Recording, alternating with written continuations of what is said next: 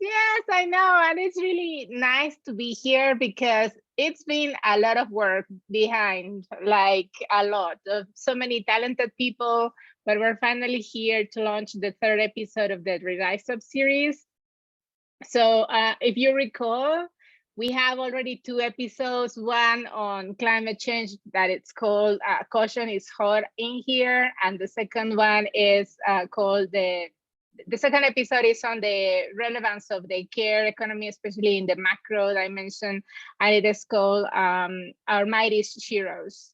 So, and that was paying a homage to also the feminists in the Pacific and in the small island developing states. But now we're here to talk about an issue that is very dear to our government's hearts and to the private sector's heart, which are PPPs, public and private partnerships. So we're very happy to be here. Yay! Indeed. And our video for today is going to be shared widely and wildly, because this is not just a pet project for us. No, it is our contribution to ongoing social movement and civil society campaigning against public-private partnerships, because we are trying to push for real partnerships for people and planet. Indeed, indeed. So it's our own proposal of our PPPs, our ultimate partnership. What is that? It's, of course, we will see that in the video. And we have great guests today. With us will be David Boyes, Lidy Nacpil, María José Romero, and our very own Mumbika Zumba. We will let our guests introduce themselves when they get to speak. But this is really a party, so we're wearing our fanciest clothing. That show them yours. It's my Spice Girl shirt. I'm the so jealous feminist now. I should have worn mine. You're full on bulldozer right now, Tete. Amazing.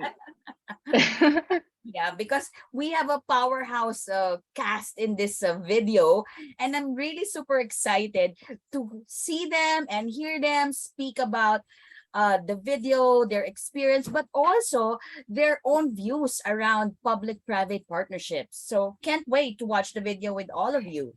Yes, and just also to let you know that this launch today, we will also go in through the other side of the production, which is the artivism. Like, why is it that artists resort to art to send out their messages?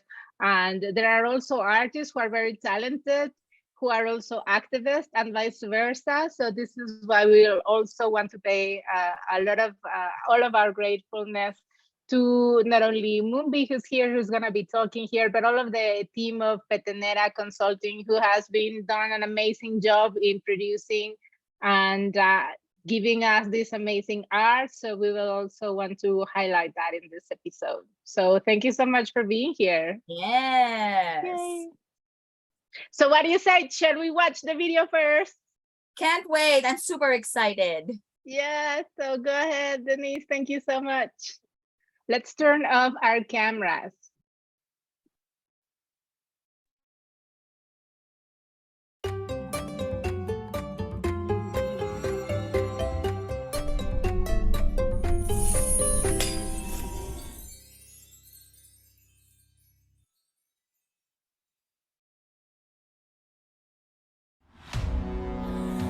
The world is facing humanitarian and health crisis, financial instabilities, and the environmental collapse, deepen inequalities. Meanwhile, a global North leader gathers his staff to think about the actions to face this situation. Oh, they are horrifying. Wow, these VR supremacist lenses that the greedy sector gave us are amazing. The senses are fine-tuned and sharpened. Mr. Prime Minister, we've got the budget allocation proposal ready. The military lines, pink cards, catering for the rich friends, including Mr. Greedy Sector, traveling expenses to oversee your private finances in the popular tax havens banks are all approved. But we have a problem. We cannot afford the rest of social policies. climate policies, gender stuff, medicines, schools, electricity and water for those facing multiple discriminations. We are in crisis. The UN will call any minute now to talk about the 2030 agenda and the sustainable development goals that compel us to eliminate disparities. And he will soon realize that it's not a priority for us. Well, caviar is also a priority. Sorry? Because of the omega-3. Well, we still have plenty of time until 2030. But let's find the solution. We also need to get rid of them. They don't seem that scary. What do we want? Public services for all! They don't listen to our demands. We call for just, secure, and safe public services. They claim to watch over human rights to achieve social equality, yet they do nothing. Actually, the UN Special Rapporteurs have shown over and over that privatizing public services is a major threat to human rights. Governments cannot outsource or privatize our public services. Exactly. As I was saying, they don't seem so horrifying. They are not even asking something out of line, though. After all, you adopted the 2030 agenda, right? Huh? What do you think these VR supremacist lenses are for? Set them straight! Right! They are so scary, creepy, spooky beasts. They are monsters. We have to solve this. I didn't want to do this, but we have no choice but to call the greedy sector.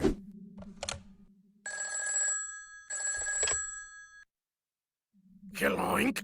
We need you. We have a problem.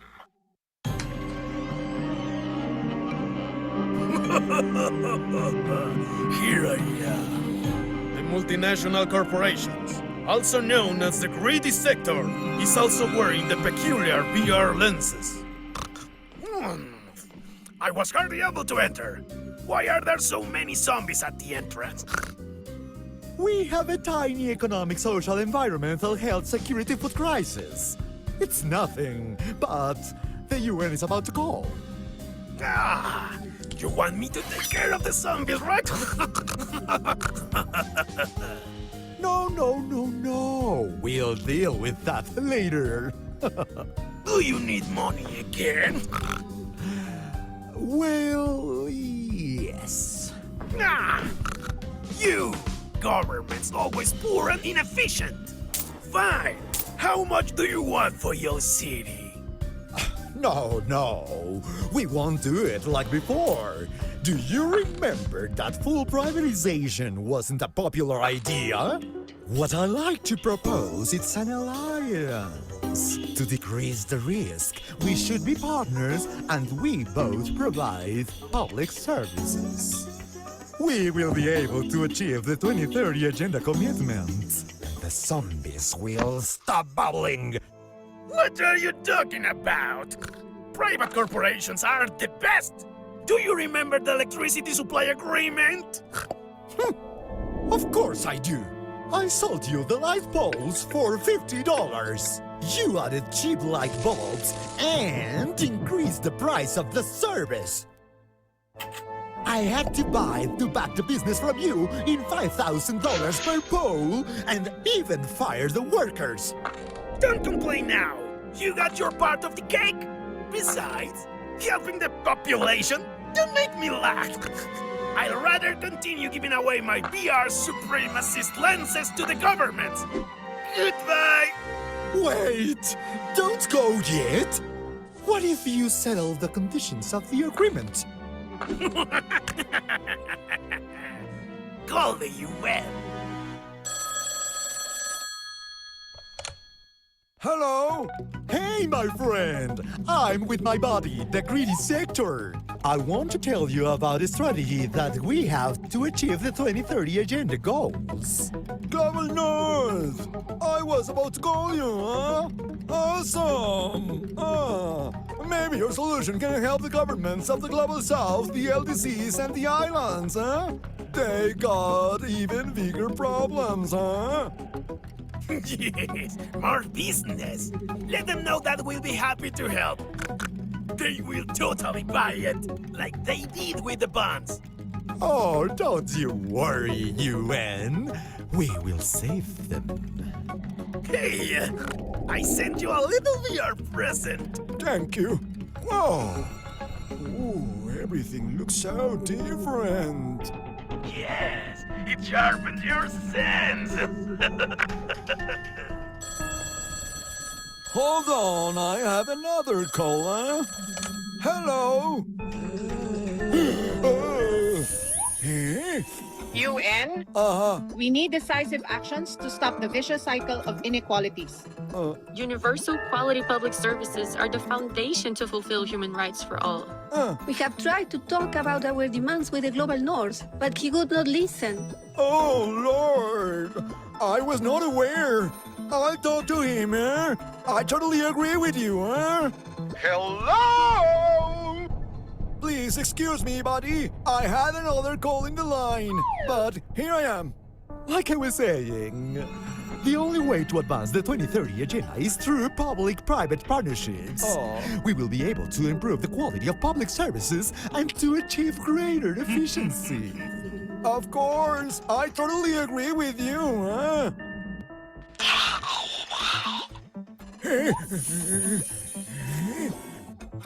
UN, don't believe that. We know that the Global North's proposal is a disguise for the privatization of public services. This only increase inequality, violates human rights, and its lack of provision especially affect women because it increased the burden of unpaid work for women.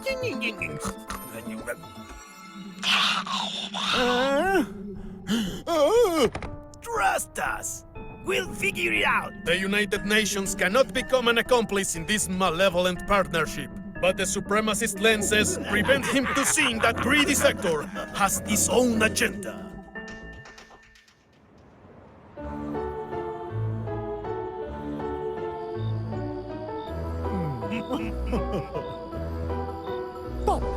Private partnership.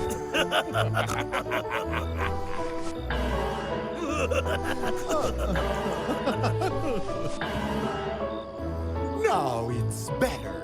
Voila!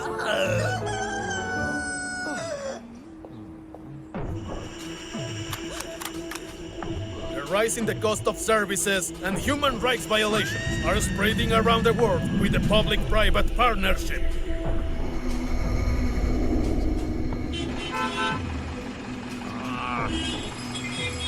The distribution of space does not focus in the mobility of people, nor in the planet.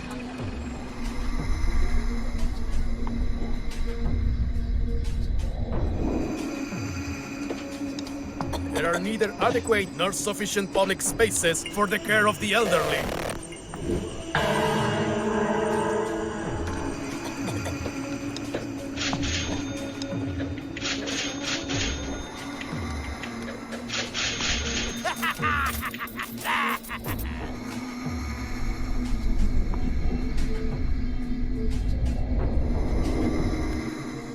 The PPP projects are destroying our communities and the ecosystems. And as always, the most affected by this malevolent plan are the countries of the Global South.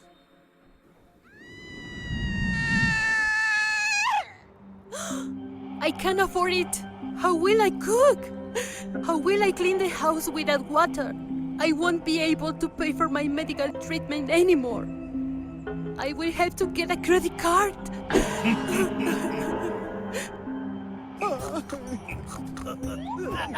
Without public investment and without the UN, who will stop the current crises that are increasing the disparities? Greedy sector! Greedy sector!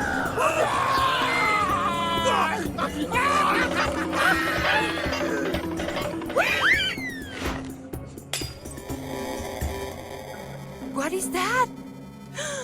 Is that how they see us?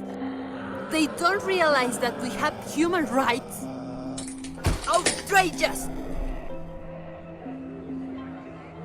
Who could save us from this catastrophe? People need to realize the power of collective action to change the world. They need only join the fight for social justice that activists and organized civil society have been leading for decades.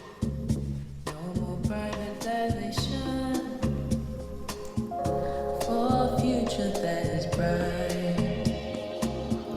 Public services for all. To fulfill our human rights. No more privatization. Join us in the fight. Fulfill our human rights. Universal public services in accordance with human rights standards. Bold investment in public services must be accountable and transparent. We demand the revision of the PPP agreements with private entities. Progressive taxes are needed to finance quality public services for all. Tax justice. Public service work must be recognized and respected. Public sector workers must have adequate wages and proper working conditions and the right to be represented by independent unions. We demand gender transformative public care systems. We need human rights-based and bottom-up approaches to public services. Public services to guarantee intergenerational rights and to build resilient societies prepared for the climate and environmental crises.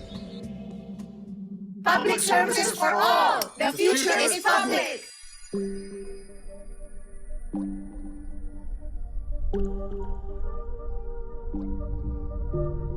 Collective mobilization is key to achieve social equality. Join us to stop the privatization of public services.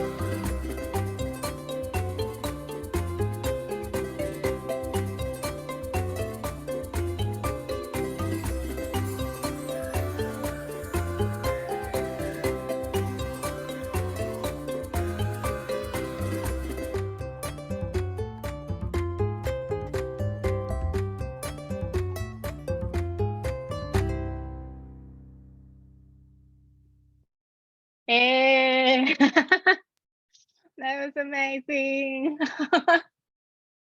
Yes.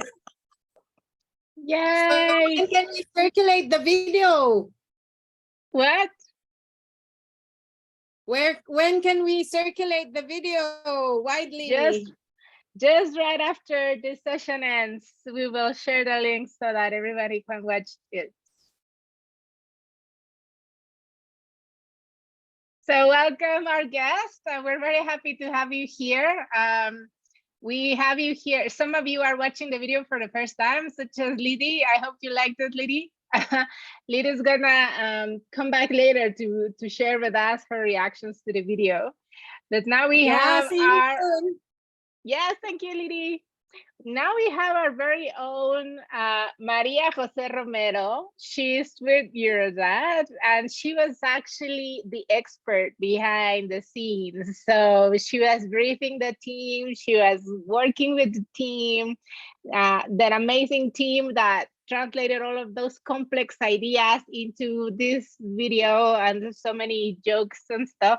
Who would know that Guterres was actually funny? I would never have thought so, but the team made it so. But anyway, so welcome, MJ. Thank you. Gracias, Emilia. It's great. It's a pleasure to be with you today. It's great to have the video ready for wide dissemination. It was a pleasure to contribute to this effort, and I was really happy when I heard about the idea and when I interacted with you and with your team. Just the single fact of having a tool that is able to convey the message that quite a lot of us have been working on for so many years. It's great. It's great news. So I got very excited about the video, and then when you mentioned to me the idea of launching the video with this session, and I know that the video was also a draft of this video was also screened in December at the session in Chile. That was a massive conference on public services. You know, I think that this video does the magic trick of connecting some of the threats that we are seeing these days to the right to public services, health, water, education, etc., which is the financing, right, of how we finance the services and how the services are able to be governed, designed, managed, implemented in the rights of people, right, and not just for the sake of making profit out of them. So I think that one of the nice things about the video is that it conveys this very powerful message, which is that PPPs are in fact a way of privatizing services, right? Leaving a lot of people behind and undermining people's rights. A second message that I want to mention that it's quite clear from the video is that there is a very strong coalition promoting PPPs, right? Across the world. And we have the World Bank, we have consultancy firms, we have very powerful interest coming from the corporate sector to take huge profits out of that. And I think that your team was great in also placing the UN in the middle of all this. It came as really nicely how you also presented that in the context of what we have now, which is the UN financing for development and the Sustainable Development Goals. And, you know, the Sustainable Development Goals are it's an important milestone for the international development community, right? And we should defend the goals and the need to achieve those.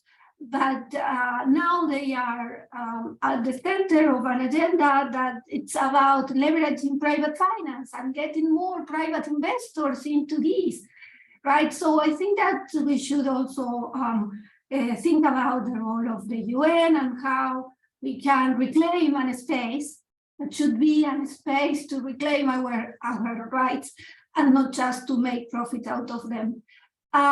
So I think that the video also makes very clear and puts things very nicely in terms of what are the risks, what are the problems with PPPs, the high cost, human cost, right, that they have at the time of people being deprived from the services that they should, the right that they should be entitled to, right? This is not just about a commodity, something that you buy and sell. No, it's not. We are talking about human rights here, right? It's about the fiscal cost of PPPs because they are very expensive for people, but for the governments that have to pay and secure these payments on a monthly or annual basis to the private sector companies. And these increase public debt, private debt as well, because people have to go to the credit card, right, to pay for this. This is insane, right? This contributes to the whole financialization of our lives and of our economies. So I think that the video conveys a very powerful message, and women are every day heavily impacted when the right to health, the right to education are compromised. So I think that this is a very feminist agenda. This is an issue that we should think from that perspective as well. And when it comes to the environmental cost of the projects that are being designed and implemented with private sector profits at the core, we should not underestimate the impact that this type of mega projects, in some cases, infrastructure projects have on our environment. And the whole issue of climate change is something that we cannot underestimate in the current circumstance, right? So I will just say a couple of final words on a third message that I think that the video is also very powerful and it's the power of collective action, right? This is a great message. This is a great message. I really like your words at the end of the video, Emilia, calling for collective action. As I mentioned before, the Chile conference on public services in December was a great moment. And in late January, there was a manifesto. Before the conference, it was a manifesto, and in January, we issue a declaration out of the Chile conference with a lot of support that shows that there is a vibrant civil society movement community in support of public services that put people's rights at the center. This is not about the lack of evidence of the impacts of PPPs, because there is quite a lot of evidence out there. APMDD, Eurodad, and others produced also recently a report that was launched in December with 7 cases of paid PPP projects. Before, there were other 10 cases.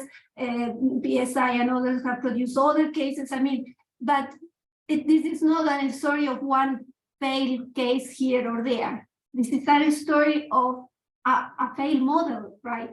So a model that puts profits at the core, and also a story about how with collective action we can work together to empower people and to raise our messages and to reclaim our rights. I will stop here, and I am really pleased that this come together in this way. So I look forward to more on this. Thank you. Gracias, María José. Thank you so much. And let me tell you, María José, she's on her sabbatical writing her PhD dissertation, and she's coming out to the surface just to join us in this launch. So thank you so much, MJ. And we're very happy to have had you as your voice of wisdom behind the scenes. She was very diligent in providing all of the information and going through the sketches. And that was very useful for us, because there is always this dimension, you know, of what are the right messages to convey. So we are always rely on our activists. And I really love MJ's character moving her eyebrows. I think she was amazingly portrayed. Thank you so much, MJ, for your messages as well. So why do you think that? Well, after hearing Maria Jose, it's like, oh wow, activists are really the coolest bunch of people on earth, no? We have a lot of the policy wonkiness, which is very important in terms of gathering evidence, trying to unpack and analyze things. But also, I think, deep inside our hearts, we are really badass people with really wild imagination, not just to criticize the current setup, but also imagining a future that is bright, the one that upholds rights, people, planet. I really am so inspired by a lot of that creativity and, boldness. I was actually struck in the video when I saw the imagery of the zombies. It's like, oh my gosh, even thought about, portraying people as zombies in the eyes of the greedy sector, the eyes of the corporations, the eyes of government, and all of these multilateral institutions. That's how they look at people. We are just subjects in the some kind of formula equation that they can experiment with all the time. So I'm really liking all of those imagery, very strong, very sharp, that I saw. But I'm also very happy to recognize some of the voices, that we have in the video.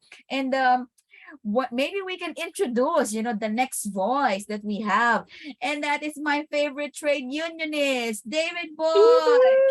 Come on up. Yes, and thank you for the people who's here joining us. We are having the pleasure of having all of these amazing guests here. These ladies are crazy. I gotta hand it to you. These ladies are crazy. And look, the movie is enough to give me nightmares. It feels like some sort of, as Tit says, as some sort of sci-fi zombie script that somebody might have done under the influence of hallucinogenics. But the fact is, it's our reality. It's our reality. And this is what MJ's overview shows, and the work done in Eurodad, but also in a whole range of our allies. The reality, our analysis is rock solid. And that's what's really depressing, is what we're seeing and what we know is irrefutable facts, yet the power of the corporations and increasingly of the big financial corporations is such that our will, our needs, and our desires are being distorted. They're being distorted at our local government level, national government, regional, and global. The distortions are everywhere. And so this is in part where and I think another element of this movie and of other movies is, what happens when we do build our movie? What happens when we do get our act together? And how do we fit them? And David, just want to let you know, we can't see you. Maybe there's something with your screen or your camera. Okay, I'm Do you have sorry. a tag? But you know what? You guys are probably lucky if you can't see me today, No, because I'm we really always miss you. Okay, hang on. Let me try, because I've got two cameras. So let me try this one. Yes, there you are. Amazing, fabulous, David. Go ahead. Sorry for all that. I'm gonna get you. That's gonna cost. You're a very good-looking zombie. Yeah. Anyways, look, since COVID and with the climate crisis, I have not seen as much pushback against the neoliberal agenda that says we've got to shrink government because government is bad, blah, blah, blah, blah, and replace it with the market. And that we know has been there since Pinochet, since Thatcher, since Reagan. But since COVID and the climate crisis, which has really shocked us to our roots, I think, and it's far too late, the notion that we've got to have collective action to protect our collective health, and not just in terms of humans, but also finally looking at all the other species that live on this planet. As a trade unionist, of course, I need to talk about the rights of workers, the importance of decent working conditions, and how that's dealt with by global capital, because for them, wages are seen as a direct cost against profits. And the fact is that good staff are expensive to hire, train, and retain. So, there's all sorts of tools that they use, whether it's some of them are used in the public sector, even, for example, outsourcing. But this is a specialty of this modern public management theories.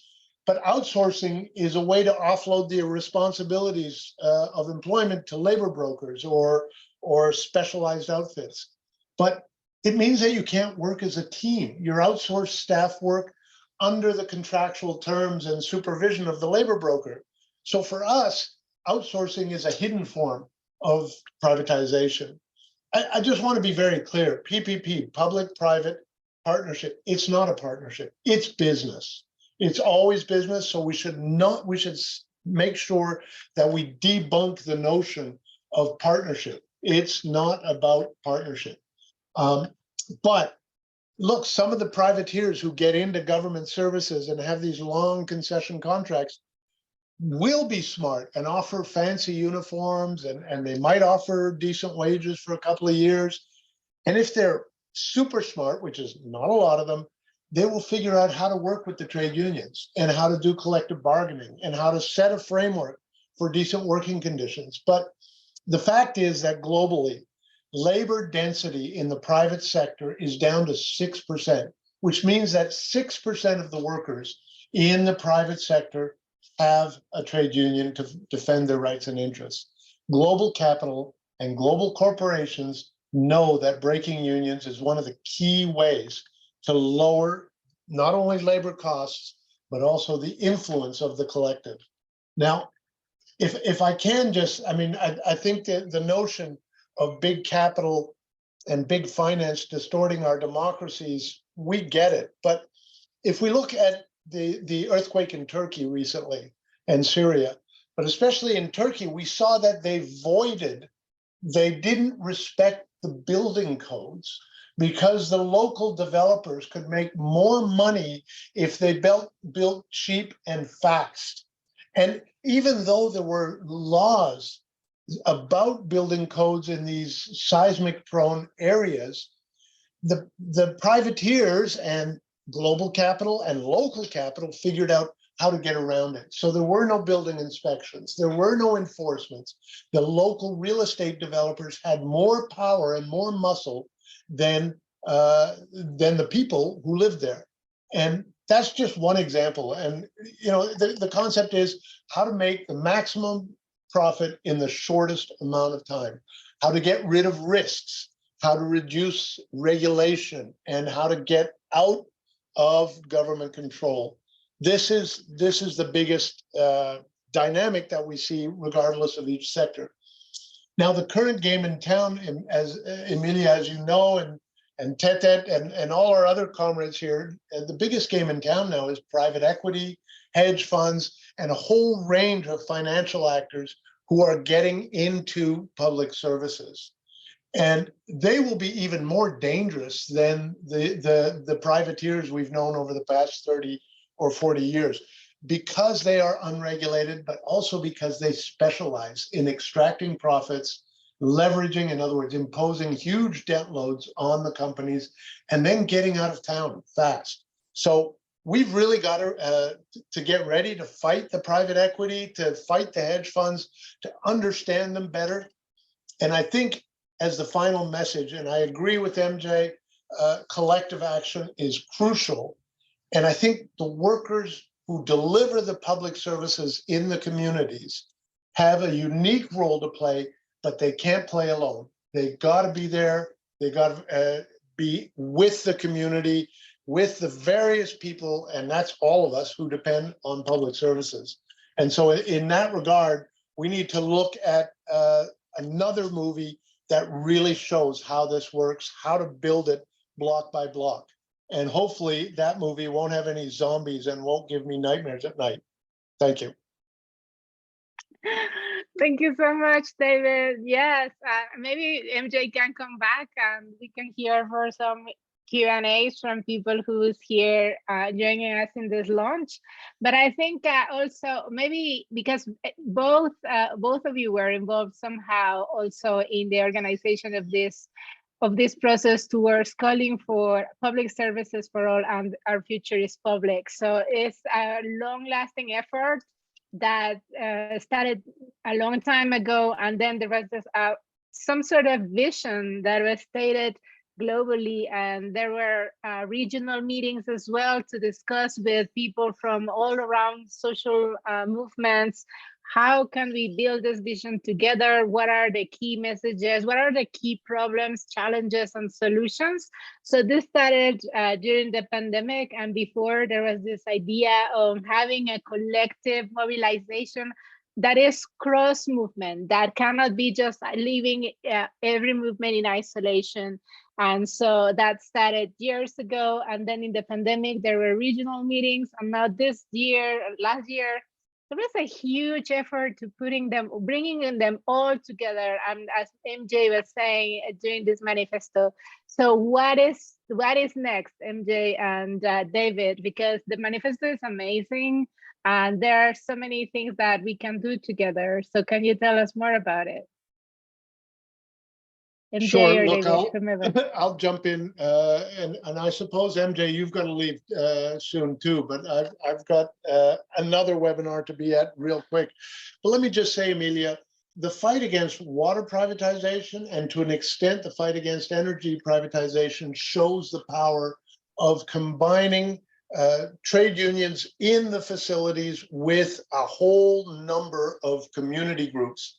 And when we have a frame for collective action, when we take the time to know each other, to trust each other, when we have the analysis to identify who the actors are, and we know what the impact of what they're doing is, then the ability to act and to actually impose a halt on privatization from our governments or from the World Bank and other financial institutions, it works. And so it's not as if we're trying something completely new, but what we're saying is we've got to connect all the sectors. We've got to help to connect the various groups who are working, whether it's in health, whether it's in water, energy, education, transport, housing, agriculture, and because we need more political muscle. And that's the fact. We need more political muscle. We need to be able to take to the streets more often, more regularly, but we also need better research, more academics working with us. We need to elect more officials, local officials, to your local city council. We need more people, more projects at local levels. So the potential, if we can get our connections better, is huge. And that's the main purpose of the meeting in Chile and these initiatives that we've been working on now for the past 4 or 5 years. But this work has been going on actually in one form or another for 20, 30, 40 years. MJ, what I missed? Thank you so much. Yeah, that's great. That's a great summary, David. Yes, indeed. And one of the milestones of our collective work, just in the last 2-3 years, was that we managed to put together a group of special rapporteurs working on different rights, right? So we organized 2 big online meetings in which they all talked about the problems of engaging into public-private partnerships for different type of services, the right to, the special rapporteur for the right to water, health, poverty. I mean, all different voices were there, and they are very vocal at their different levels. And I mention that these meetings were huge because we managed to get together more than 500 people in different conference calls. And that was a very big effort, and we are quite proud about that. And it's important to keep the fight going. And it's important, as David mentioned, to get together with groups working on different sectors and to try to break the silos of different struggles, right? Because sometimes what is happening is that we end up or workers have to negotiate with their employers on a company by company basis, and this is nonsense, right? Because this is something that it's about the model, it's about how public services are conceived, are governed, etc., right? And this is about public policy at the end of the day, and we should reclaim our right to have a say on all that. I also wanted to come in on a point that David mentioned, which was about the current context and how private finance and the private sector is being presented to us as the solution, right? And this is happening under also the argument that private companies are more efficient, right? They are able to deliver, they are always efficient, more efficient than the public sector. Well, no, that's not the case. The evidence tell us that that's not the case, that this is a very neoliberal argument, right? That put the private ways of doing things as more efficient. And this is an argument we also have to fight against, because our public sector has been undermined and has been underfunded for so many decades after so many structural adjustment programs, austerity measures that have constrained, reduced the size and the capacity of our public sector to actually deliver in the public interest. So that does not happen just by chance, right? So we have to be aware of that. And this whole circle close when we think that the intense promotion of private finance and of PPPs in particular is not leading to just as a project that it's being implemented here or there. This is leading to substantial reforms in developing countries' laws, regulations. The policy environment at the national and at the global level has changed in such a way that it's to attract private investors. And this is, in a way, very detrimental at different levels, starting from the fact that the policy space for public policy has been reduced substantively.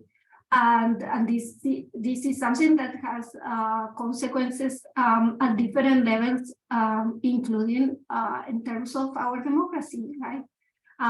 Transparency, accountability, the rights that we have. So this is a topic that we can discuss for hours, days, I guess. So yeah, I would support these very strong calls that were out of this Chile conference and other moments, and continue the fight. Thanks. Gracias, MJ. Well, yeah.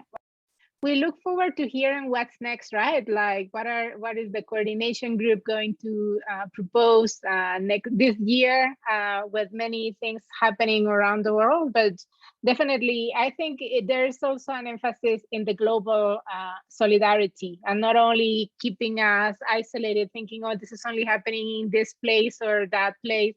I also want to emphasize the role of the global north, because it does come to benefit their private companies, and the global corporations come and benefit from profiteering, and then the impacts are seen elsewhere. And I really like the metaphor also of the privatization of electricity, when the private corporation comes in, and then the light goes off, right? And then it's the state again, the one who needs to turn the light on, because it's bailing the companies. That's a great metaphor for what is happening, right? And in reality, there is this myth, as MJ was saying, that everything is more efficient, but really it's the public that pays over and over. So it is insane, this type of alliances.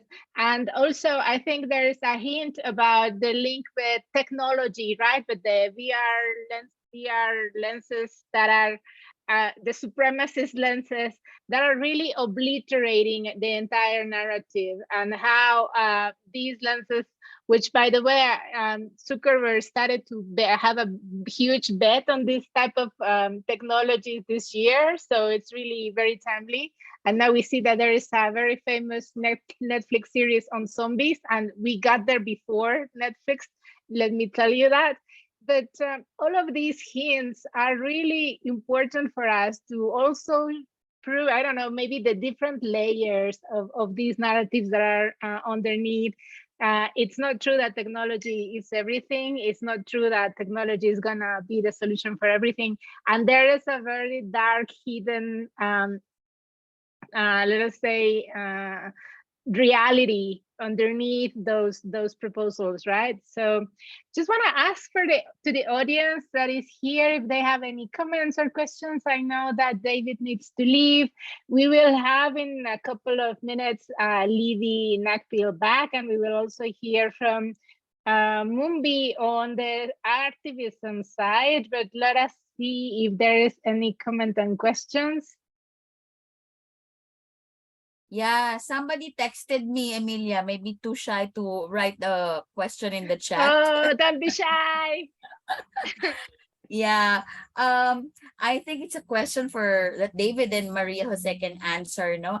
Because in the video it says that before it was known as privatization, and then it shifted to PPP. Is it just an issue of popularity or acceptability? Can you enlighten us? I got it from text.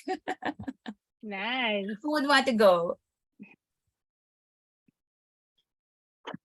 Being the senior person between me and MJ, who's working hard and doing a ton of stuff to develop. But let me just say, from my almost 30 years on this, privatization was used in the street fights of Thatcher. That's true.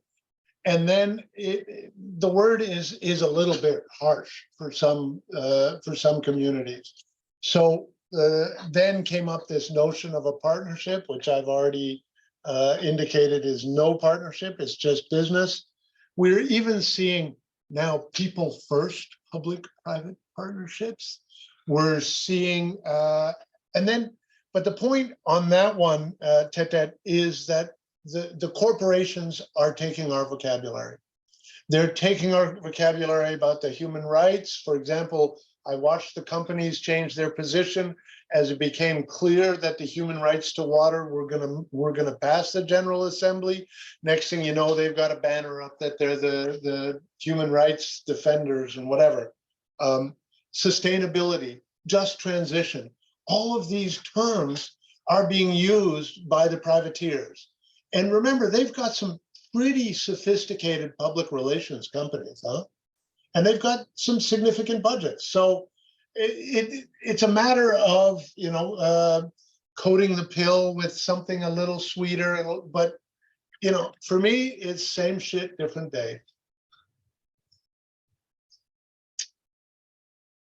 Now, MJ would probably put that much more academic way and more diplomatic even, because she's a nicer lady than I am, but I'm sorry, same shit, different day. You are right. Yeah, you are right. No, but I can also say that when we are in front of a public-private partnership contract, we are in front of a contract that lasts for 30 years, right? So, as David said, what's the difference, right? In a purely privatization type of process, you sell the asset to the private company. But if you sign a contract by which you hand over the service for 30 years, and then you renew the contract for another 30 years, so what's the difference, right? So there are some technicalities involved, but David is right. At the end of the day, we are in front of a very problematic model, right? That puts our services and our rights at risk. Look, I knew she'd choose different language for it. One of the things I can say, MJ, is that at the end of a concession contract, it's easier to remunicipalize, which is to take back in public hands, which is happening now. And it is happening around the world. So there is a distinction, and MJ, you've done the research, you've got the charts, the tables showing all of the different forms of what we call privatization. The worst is selling all the assets. The second worst is these long-term concession contracts. Then there's a whole bunch of others underneath it. But the fact remains, for Tetet and Emilia, we know that a good public, well-functioning public authority still has to buy goods and services from various sources. And we hope that we can make it buy local. And we hope that we can have more of a circular economy in public procurement, because that's another really important element. But on that note, and Lidy, I'm really sad I'm not going to stick around and listen to you, because I got to run to another show, and I'm actually not going to run. I'm just going to let my mouse do the running. Emilia, Tetet, MJ, everybody, thanks. Mumbi, we haven't met. Thanks ever so much. Be good, and let's fight on another day. Gracias, David. Thank you so much for being here. I Ta-ta. just wanted to add on that conversation you were having on the issue on the land lease, because the privatization on this lease, for instance, for 10 to 30 years, corporations sometimes come and they really deplete what is there in terms of natural resources, and they deplete the quality of the land with the mining, or they come with a mega project to provide supposedly electricity and stuff, but then they really undermine the biodiversity integrity and externalizing the environmental impacts, right? And then even if it's in 30 years, they leave because there is nothing left there after they leave. And then they go and deplete the biodiversity somewhere else. So the environmental issue is also extremely important, and understanding what is at stake with the PPPs is also very important, because it's a manner of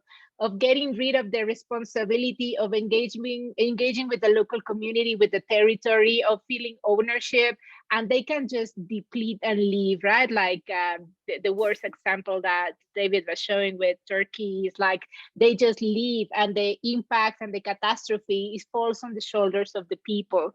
So yeah, thank you so much, Lidy, for coming back. We will get to you in a moment. I see that Carol Barton wanted to speak. I think there is, maybe you can open your mic, Carol, and share with us your question or your comment. You can just open your mic. Hi. No, I actually didn't want to speak. I just wanted to let you know that the chat was disabled so that people weren't able to pose questions, but we'd love to just tell you how fabulous the video is and how fabulous you are. It's great to see you, Amelia and Lidy, and Same this video is quite something. We at Women in Migration Network would love to think about how we make the connection of how this decimation of public services is also driving migration and the additional realities for women in migration. But you have done just some amazing work in pulling the threads together, and we're eager to hear more about the campaign and where it's going, and how different sectors, including the migrant rights sector, can connect to what you're doing, because we understand that this is where these kinds of public-private partnerships are a central aspect of driving the displacement of people, as is climate, also impacted by that, driving displacement. So thank you all. And just to for others who might want to add questions in the chat, I just wanted to let you know that it would be great to open it up. So you all are fabulous. Thank you. Thank you so much, Carol, for bringing that very relevant dimension of migration. I think the more we dig in, the more comprehensive our view is on how important it is to really promote cross-movement mobilization. Thank you so much for that.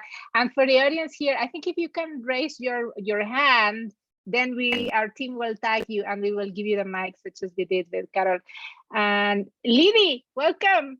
Let us know what are your impressions on the video. Hi. Thank you for coming back. Well,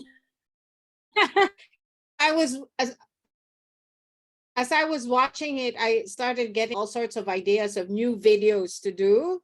I think the format is really great because, we're actually bringing really heavy and concepts and terms, but doing it in a way that's light and kind of funny, because it's, funny in different ways, how we're paradising, the multinationals and all that.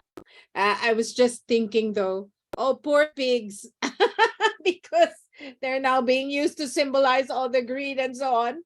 But yeah, it's really funny, and because it's a light format, it's less kind of intimidating, for people when they watch it. So I really think it's great we should do more of the same kind of formats for people to watch and to listen. I think it would be a great introduction to webinars where the speakers can dive in a little bit more into details, but it does, spark interest. So that, I think, the purpose of the video is going to be well served. Or maybe I'm biased because I'm in the video, but no, I don't think so. Fabulous. I don't think so. Yeah. Lidy, I have a question for you. Yeah. Yeah, because usually one of the myths around PPPs is that, it gives much needed capital, governments don't have to spend because it's the private sector, blah, blah, blah. But why is it that, governments, the people, taxpayers end up shouldering the debt problem coming out from all of these public-private partnerships? I wanted to touch a little bit on the financial terms and arrangements. I was just wondering, maybe María José has already touched on that. She's also a great expert on PPPs. And it's really, the devil is in the details of the financial arrangement. And that's the reason why this public-private partnerships end up exacerbating the debt problem in so many different ways. So for instance, our experience in the Philippines of PP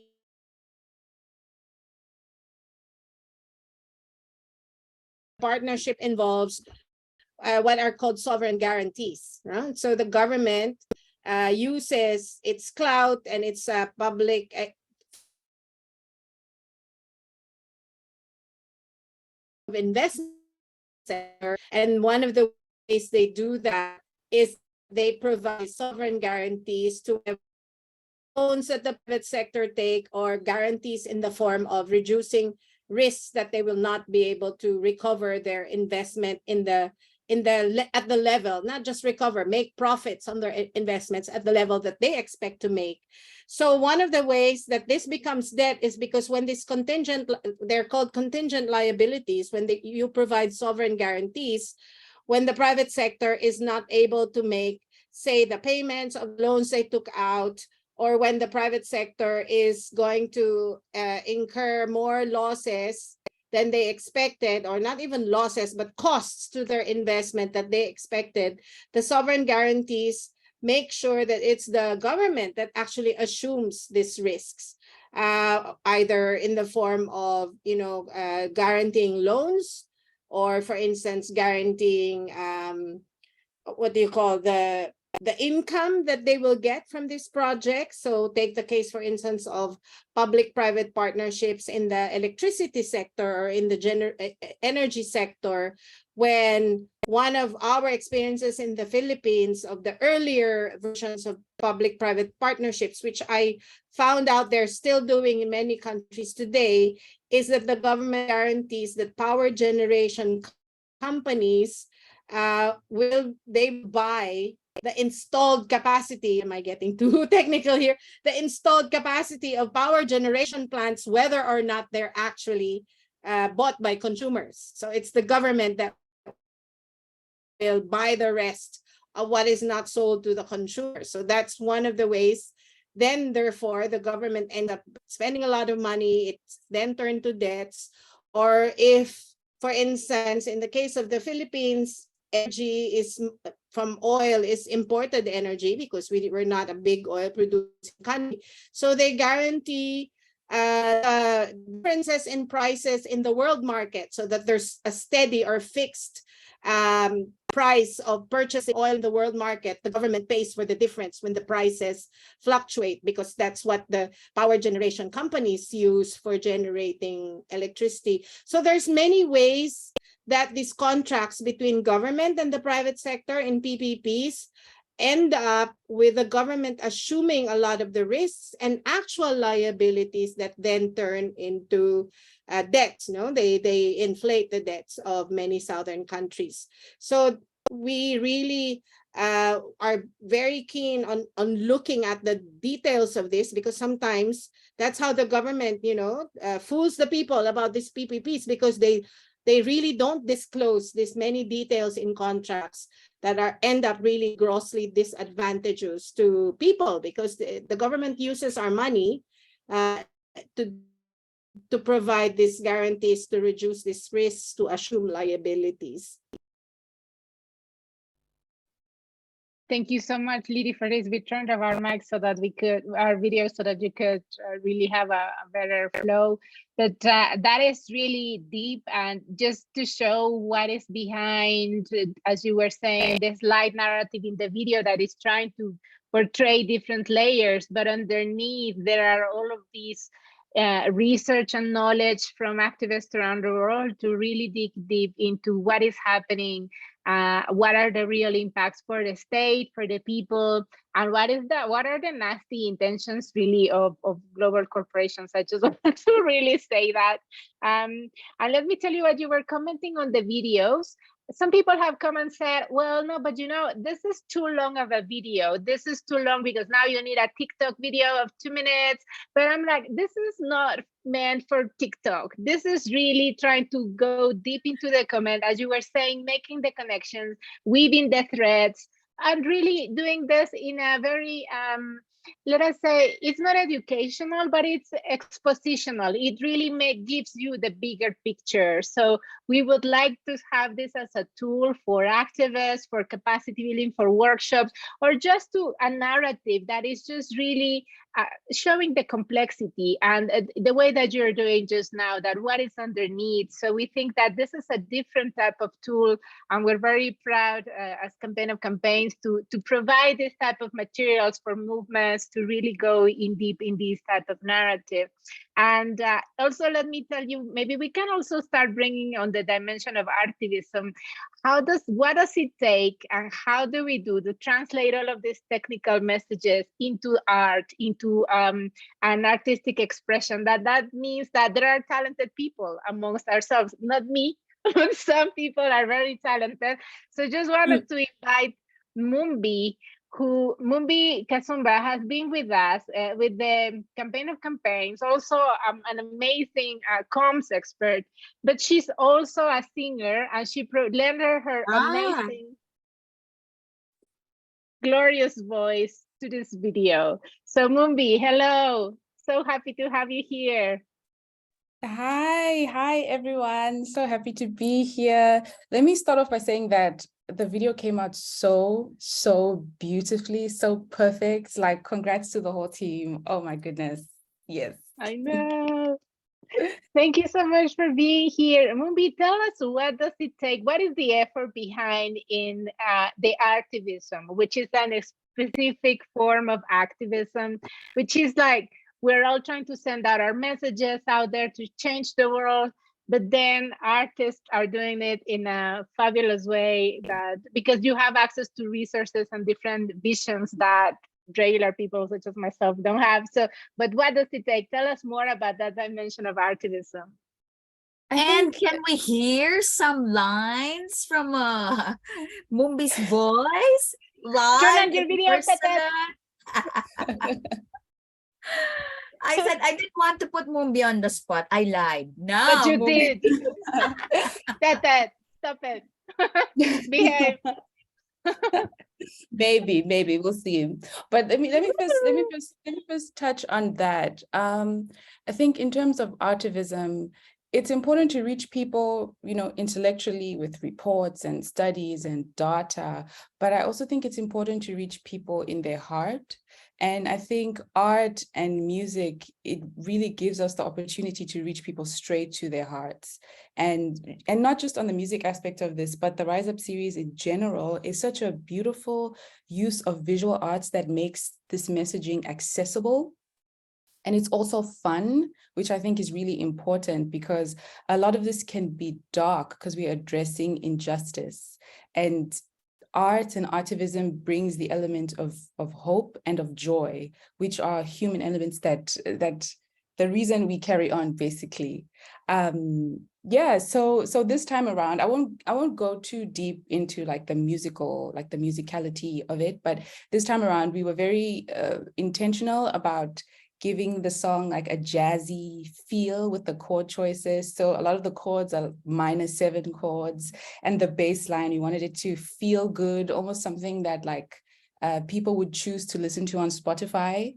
And we wanted that element of enjoyment with the messaging. So you would choose to listen to the song, and the song would take you right back to the messaging. And I think in the video, it's so perfectly tied together, because you hear the music that's saying, you know, no more privatization, and the activists come in and they say, you know, universal public services in accordance with human rights. So when you hear that song, that messaging will always be stuck to that song. And like, nothing takes you back to a moment like music. And I feel like when people hear this song and they think about this music, they'll also be thinking about the messaging with this video. So I'll conclude that. That's lovely, Mumbi, especially because I think I haven't thought about it, but when I hear no more privatization, I'm like, oh, Mumbi and the messages of that video. And it's totally different. It is the same song, the people's song from the Filipino movement. And in each episode, as Mumbi was saying, we have a different musical arrangement. So each musical arrangement takes us to different messages. And in the first one, we have our very own Tete here singing the main version of the climate change. And we will still be playing, but you're totally right that different genres also take us to a different place. And I think this is also part of the different imageries and resources that artivists are using to convey all of this complexity. Yes. Yeah, and also to add to that, I think one thing that I was thinking of is like music is such a great opportunity to break through language barriers, because we listen to songs that we don't understand all the time. And at some point, it would be great to have this song in all different languages, you know, but just enjoying a song will make you play it, even though you don't really understand what they're saying, but you can feel it. So I think it also gives us that opportunity across language barriers and interest to different, you know, non-English speaking contexts. Yeah. What inspired you to put a jazzy feel to the music? And the words, you wrote those words because it's improvising, it's building on the original lyrics. Yes, so I just love jazz. My musical history is in jazz music. And then the lyrics, I worked on the lyrics. This really was, as Emilia said earlier, this really was a collective effort. I worked on the lyrics with Adriana Lopez. I think she's here today. I don't know. Shout out to Adriana. Yeah, and we wanted to make the lyrics accessible. As I said before, we wanted it to be easily digestible, and we wanted people to understand it. Like, we wanted the lyrics to be a point of entry for people. So to grow curious to, oh, what exactly are they singing about? What does that mean? Okay, privatization, human rights, what are they talking about while enjoying the music, you know? So that was part of the inspiration for the lyrics, you know, accessibility, but also easy to chew.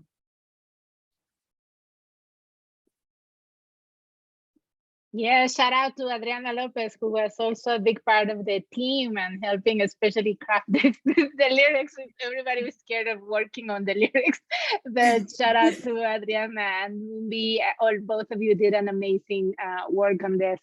And so let me also just keep on saying that in the Petenera consulting team, there is an amazing group of artists who are working on different things. And we saw the credits on the video, but we also have Lenica Reyes Zúñiga, Joyce Cristal Paniagua Guzmán, José Miguel Hernández Jaramillo, Natalia Villarreal Abraham, Rodrigo Hernández Mejía, Rodrigo Martínez Mesa, Héctor Mena, and Montserrat Perez Perez. So there is a lot of work behind this, not only, and to us, I was gonna say, not only the activists on the ground, putting their bodies out there, or all of these people doing all of the hard analysis, there are all of these artists that are also committed into shifting and this world into a different reality. So I think it's really important, and many of them are in the intersection, such as Mumbi, doing art and doing activism. So I think it's also very important for us in the Campaign of Campaign to portray all of these different aspects for trying to changing our world, right? Yes, I also will add onto that. Shout out to Lenica and Heri, who gave so much great direction in terms of tying in the music to the visual element. So it seems seamless and it almost seems so easy, but behind it, they really had a lot of thought on like timing, when to sing and when to hum and when to repeat. And so a lot went into it. It seems seamless, but behind the scenes, a lot of thought and intention went into it. So another like 1,000 claps for them. Shout out to Lenny and Heri. I also want to say Equidad's team, especially Denise and Alma, they were Denise Velez and Alma Rosa Corin. They were also really checking up on the jokes, on what is working and the content. So it's really a very huge team effort. But also wanted to say, they are portraying our preferences. For instance, Guterres is one of my favorite characters in the video, because I think he's the worst. And the illustrator just captured him so amazingly, like, like, yeah, you're right, you're right. But it's really, like the real role of the UN at the moment, right? And the state, that they should be really focusing on the well-being of people, and then they're just caught up because there is something tempting on their side, but they should be easily swayed into the good path. So all of these nuances, I think the video also portrays and is really important, but also the role of the global north. To me, that is really important to highlight how they're benefiting from all of this profiteering, and there is no nuance in that either, right? They come as the good guys in the global negotiations, but what we are really seeing underneath is precisely this type of trickery that they use all the time.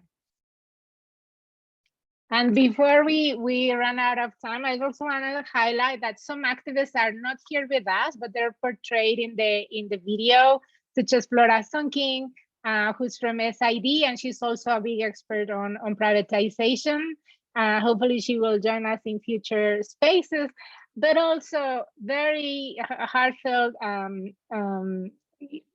shout outs to Crystal Simeoni and Wangari Kinoti. They're from the NAWI network, and they launched, let me see, can you see it? No, let me see. This material, which is Weaving Our Fabric, which is an analysis on how does public services provision can look like from the point of view, especially from an African feminist public services agenda. And I think that's really important because it's also about how does that look like for African women, unlike Latin American women or Asian women or European or from the MENA region? Like, how do we take ownership of our realities and our visions, our cultures, our aspirations, our dreams, our songs, our art and expression, our visuals?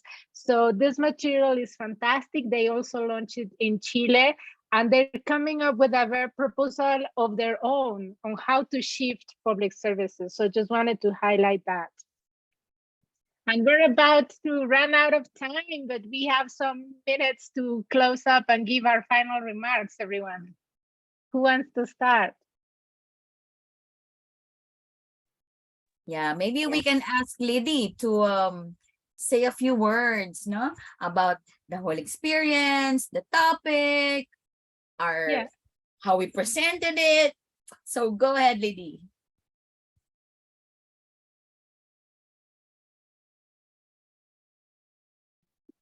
You're muted, Lidy.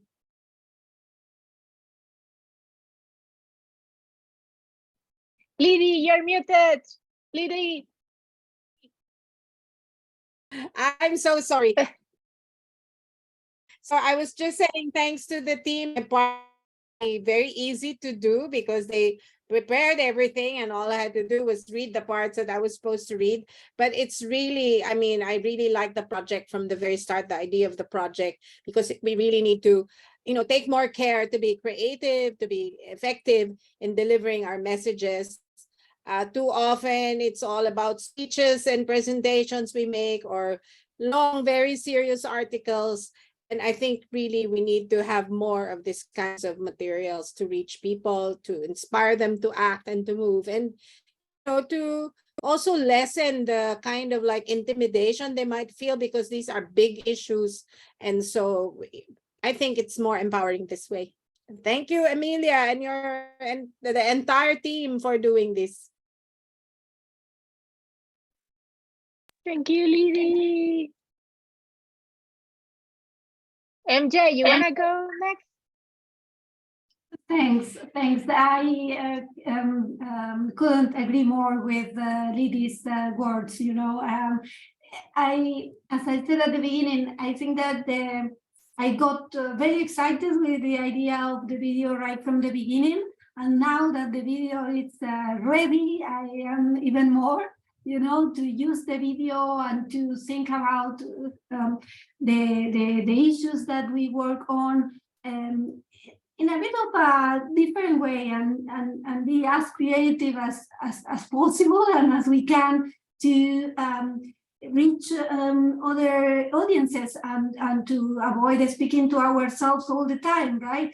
This is something that we have to do because as we discussed when David was with us, there is a very strong power in the collective action, and we have to get to that, and this video it's a powerful tool for that. So I just end by welcoming the video, very happy that we can now disseminate that. We will use it, and we will encourage others to also use the video going forward. Thanks a lot for this opportunity, for the opportunity of working with you, and let's keep in touch. Thank you, MJ. Mumbi, what are your closing remarks? Yes. Oh my gosh. I'm feeling so inspired. I think what Lidy said stood out to me, just to echo her point of, this is, in case people feel intimidated by these conversations, this is a great tool to reach people who might not be in these conversations. And also, this is something that we can use for years and years. So it's not just today. So I think, yeah, this is wonderful. I'm excited for us to keep sharing this. I'm excited for more people to see it. And yeah, no more privatization. That was for you, Tetet. Love you.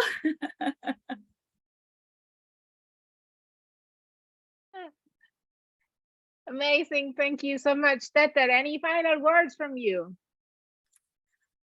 Oh, we should do more. I'm already, I have a lot of ideas with so much inspiration from the 3 Rise Up series that we've had so far. So let's keep on making all of these issues accessible and strengthen each other in our movements. I know, and let me tell you to close that the video will be uploaded in all of the Campaign of Campaigns social media. We will be sharing it. We also have a YouTube channel that is really important because you will find the collection of the 3 episodes there already. We also have it in the website, and we will have a feature page just for the Rise Up series episodes. And also, it's really free. So it's a material that is for dissemination for everybody to just use it and let us know. We will be very excited to know. We have a version with caption in English, but we also have a version with caption to different languages so that you can go and use it, use the tool, and you can try to get the general ideas into different languages. We think that was really important. We have a version in Spanish, which is in that a different multi-language channel.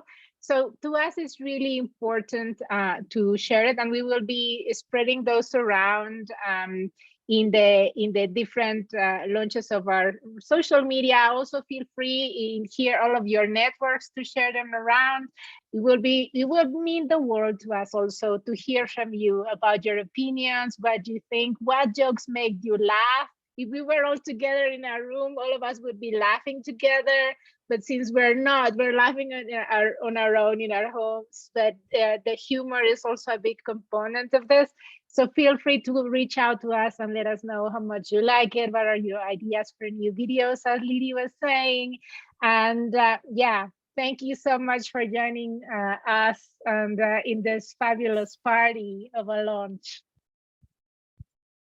Thank you, everybody. Bye. Thank you. Bye. Thank you to our panelists and our audience.